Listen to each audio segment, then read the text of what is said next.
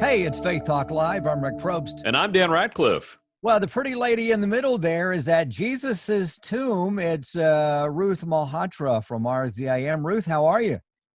I'm well, thank you. It's great to be with y'all today. You know, Dan and I have been trying to run you down for years because you're always traveling, right, Dan? She's everywhere. She is everywhere, and now she's in front of the empty tomb. The tomb is still empty, and she's excited about it and standing right there in front of it. That's very cool, or at least a green screen of sorts. It's good to see you, though, Ruth. You've been home. We were talking before we started, and you've been home for a little while now, and you, honestly, you do travel quite a bit, and you said this is the longest you've been home for how long? I think since I was in high school, believe it or not, which was a very long time ago. I've been home for more than a month now here in Atlanta, and I don't remember being in Atlanta for that long a stretch. Wow. Yeah, probably since I was a teen in high school. Now, Ruth is the PR manager at Robbie Zacharias International Ministries, and that's one of the reasons why she travels so much, all over the globe. And I know one time, was it Pastor's Appreciation or Women in Ministry? We were just doing our thing, and all of a sudden, Ruth just came down out of the ceiling on That was a catalyst, I believe. Yeah. Oh, is that what it was? And we were like, wow, Ruth, you're here. Yeah. So, awesome. well, let's do this. Let's catch up with you a bit. And we did talk a little bit about your travel and such. And we do want to check in with you on Robbie, an update. We've been praying for him. I've been following him on both of us on Twitter just to see how he is. And really, we have been praying for him and his entire family. Well, why don't we start there? How's he doing? Sure. Thank you so much for asking, and especially thank you for your prayers. I know Robbie and his family are very grateful, as is our whole team. And as y'all may know, he had emergency spinal surgery back in February. It kind of came as a shock to us. We were traveling all over. We were in Asia. We were in Sri Lanka, doing some big events out there. And then he was in a lot of pain. Turned out he had a fracture in his sacrum, and actually 2 fractures, and had to have emergency spinal surgery. It was during that surgery on February 20th, I believe, that they discovered something that didn't look right. They did a biopsy a few weeks later, discovered it was cancerous. It's a rare form of cancer called sarcoma. And so that, of course, was certainly an even bigger shock to him and to all of us. And that was about a little over a month ago now. And he started treatment about a week later. He's currently at MD Anderson Cancer Center in Houston, Texas, receiving wonderful care from the doctors and team there. We're very, very grateful that God opened the door for him to be treated there, especially in this time of coronavirus. And there's so many added challenges to medical treatment and just all of the logistics that go into that. So Robbie has started chemotherapy, and it's a challenging journey. And I'm just so inspired by his faith and joy and just determination through all of this. I mean, he's always taught us about trusting God through the suffering and how God walks alongside us, through the darkest times, and to see him living that out in such a real and a new way, even in this season of his life, is really inspiring. And we're all praying for him and cheering him on, and appreciate you guys doing so as well. And how are his spirits right now? Is he feeling positive? Is he rolling with it? How's he doing?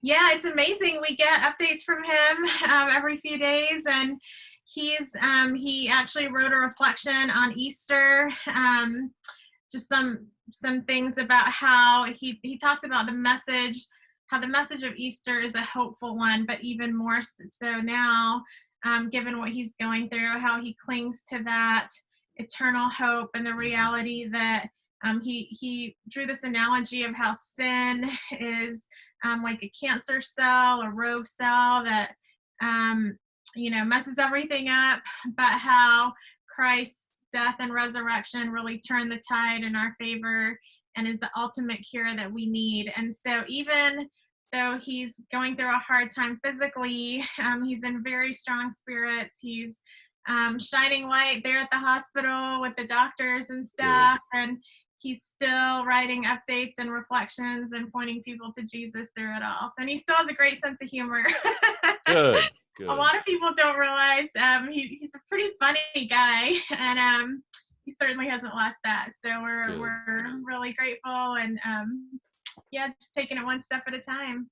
Well, we love him, and he's one of our heroes. We mean that sincerely, and so are you. Ruth from RZIMP, our manager. We've known Ruth now for how many years, Dan? Quite a few years. Yeah, it's been a long time since we first went and interviewed Ravi at his office, and probably even before that. But that was a good at least 10 years ago, probably. So it's been a while. It's been a while. Yeah. Well, we wanted to check in with you because we want just your take on what's going on. We are all experiencing, of course, social isolation, and Dan and I have been in the studio here at home, his and me and mine. I don't even know if that's correct English or grammar. Well, It is. it works. It is what it is. But so it's kind of become our new normal in a sense. So what was your first thought when this thing really escalated and everybody had to stay at home here in Georgia, and of course the travel restrictions, et cetera? Yeah, I mean, it really came as a surprise to me. I had been tracking all of this, I thought, fairly closely. I was actually in Malaysia, Kuala Lumpur, in the end of January when things started to escalate a little bit there in Asia. Believe it or not, I was at a conference, a pastor's conference for Chinese-speaking pastors, with Tim Keller and some of the group from the Gospel Coalition and Redeemer City to City. And they were expecting 5,000 pastors from all over China and the Chinese-speaking world. And about 1,500 of those pastors weren't able to make it. Wow. So there were only about 3,500, which was still a lot. But I was kind of surprised to see that it wasn't packed. And they said, "Oh, there's travel restrictions now coming out of China because of this virus, the coronavirus." And that's when it really hit me, like, oh man, that's a pretty big deal that it's preventing all these people from traveling in the region.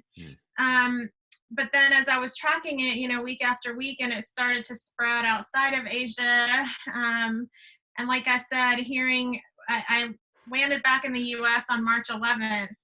And that night, President Trump gave an address to the nation talking about travel restrictions and some of the measures they were taking. And it really kind of hit me that, man, this is not something localized. This really is affecting the whole world. And the fact that it's here close to home, it was even in Atlanta pretty early on. I think it was really gripping and sobering and unexpected for sure. Now, Ruth, as we mentioned earlier, you do travel a lot, and you've had to. God has said, "Stay home for a bit here, Ruth." And so, what do you think this is teaching you? Obviously, it's probably been good. You said to kind of have a sabbatical. What are you learning in this time of not being able to get out and go? Yeah, believe it or not, a lot of my friends are checking on me, like, "Are you okay? How are you handling being stuck here in Atlanta?" And I've actually really appreciated this season of rest and reflection and solitude. I mean, I'm very extroverted. I love people. I love events, as you know. Yes, me. I've run Yeah. into you at quite a few. But it's really been a time to press pause on some things, or to have pause pressed for me, I guess I could say. But to really reflect on some of the deeper questions and challenges, and even lamenting, the state of our fallen world. I mean, we know we live in a fallen world.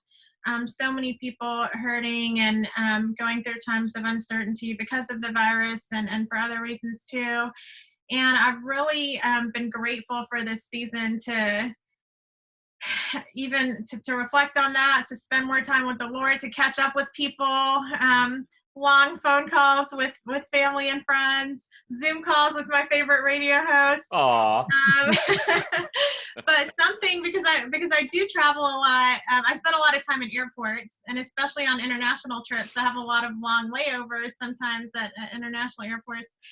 And I often liken life to a layover, kind of using that metaphor. I mean, we know in scripture we're told that this world is not our home, Right. and that we're aliens passing through, it's a blip on the radar. And that's really helped me just in general to look at, to keep more of an eternal perspective.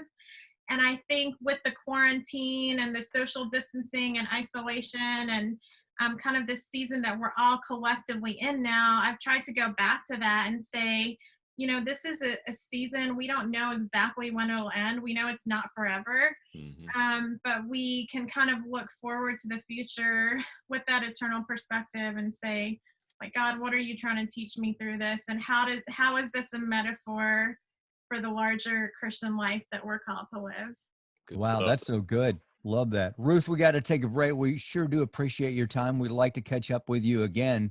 I guess you're hanging out at the tomb there. I guess you have maybe a cot or a little apartment there somewhere. Say hey to the angel for us back there. We'll catch up with you. We do appreciate you so much. Ruth from RZIM. Hey, we'll be right back. I'm Rick Probst. And I'm Dan Ratcliffe. This is Faith Talk Live.